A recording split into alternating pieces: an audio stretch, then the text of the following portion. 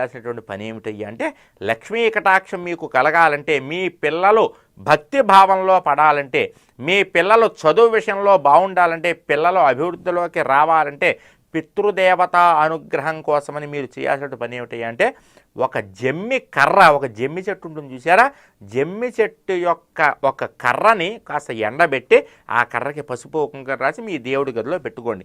జమ్మి కర్ర ఇంట్లో కనుక ఉంటే, జమ్మి చెట్టు తెలుసుగా, మన విజయదశమి రోజు పంచుకుంటాం మనం బంగారం అని. కాకపోతే ఈ ప్రాంతంలో జమ్మి చెట్టుకి ఏవో విచిత్రమైన ఆకులు, నెమలి ఆకులని పంచిపెడతారు. అలా కాదు, జమ్మి చెట్టు అంటే ఇంతంతే ఆకులు ఉంటాయి. జమ్మి చెట్టు మీదే సాక్షాత్తు పంచపాండవులు తమ యొక్క ఆయుధాలని దాచుకున్నారు. అటువంటి జమ్మి చెట్టు యొక్క కర్ర ఒకటి తెచ్చి ఎండబెట్టి పసుపు కుంకుమలు రాసి ఇంట్లో పెట్టుకోండి. పిల్లలు బాగుంటారు, పిల్లల యొక్క భవిష్యత్తు బాగుంటుంది.